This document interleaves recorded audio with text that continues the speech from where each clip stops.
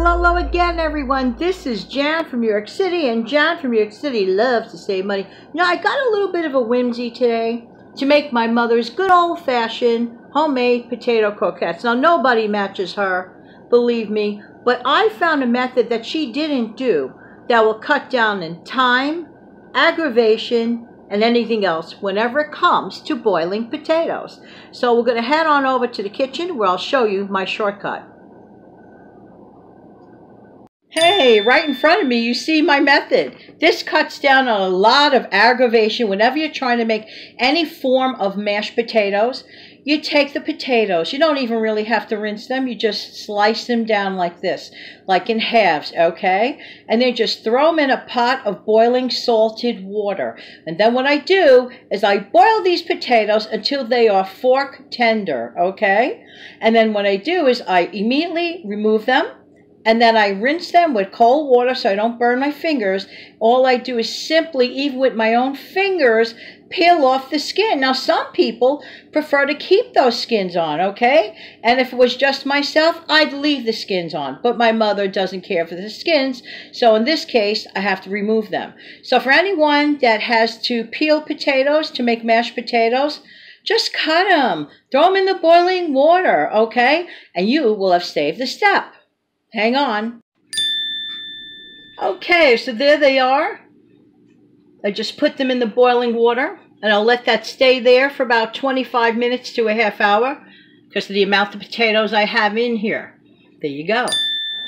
Okay, so the potatoes are now cooling. They're cooling down in cold water. When I feel it's reasonably easy for me to put my hand in that water and literally peel off the skin with my fingers. There are half of them already falling off the skins. Look how much effort I've saved there.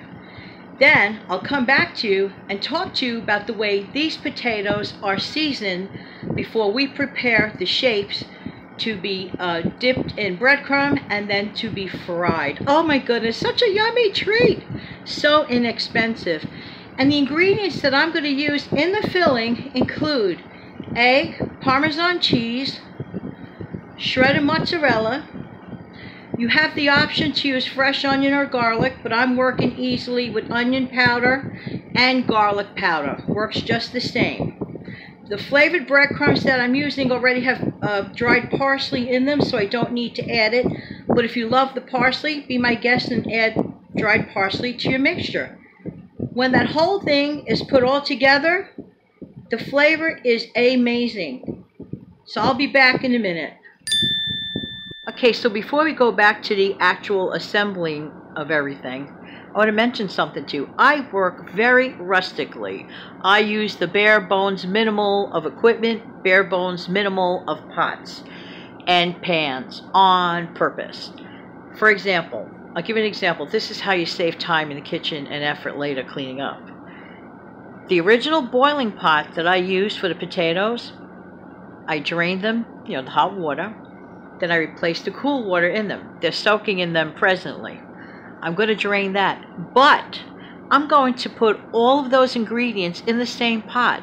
There is no reason on God's green earth why I have to dirty up an additional mixing bowl. For what? Do it all in the same pot. That pot was just cleaned with hot water, boiling water, and then rinse water, and it's rinsed again. So there's really no reason to drag out yet extra pots, pans, bowls, whatever, okay? Right now my potato masher is in a dislocated position, so I'm just going to have to be innovative and use a fork and press down hard. I'll survive. When you're cooking, it's all about the end result, not about how you get there. So we'll come back in a minute. Okay, so I added to the cool potatoes, I added shredded mozzarella cheese, I added a little bit of salt. I didn't add pepper because my mom don't want pepper. I put garlic powder, onion powder, and let me flip this camera around so you can see what it looks like. Okay, so here's what the mixture looks like. It hasn't been completely mixed together.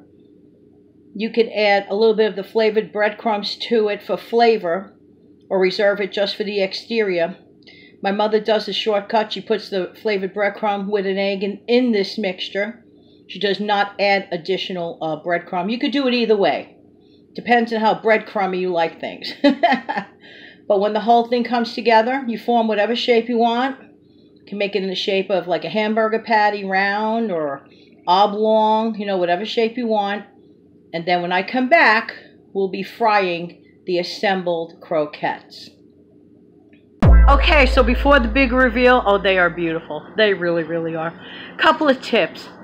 I never deep fry anything, okay, ever. 2 turns of the pan with the oil. That's it, shallow fry. I could let a bottle of oil last me like a year. Not even kidding you.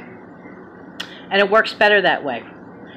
The next tip, I use an ice cream scoop for even measurement for each croquette, so they cook evenly. And pretty much that's it. So here's the big reveal. Thank you so much for viewing, and I really do appreciate your time. Thank you for supporting my channel, and please give us a big thumbs up. Thank you. Have a great day. But hang on for the reveal. And here they are, all formulated. And the trick that I used an ice cream scoop to make sure I made evenly distributed croquettes.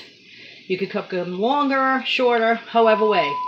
Even if it may break up a little, the taste, phenom. So anyway, just thought I'd share with you. Enjoy. Hope you try it. Have a great day. Okay, really? Like, seriously? Don't you want to just take your hand and just, like, grab some? Well, that's what I'm going to do in about 15 minutes. I let them cool off.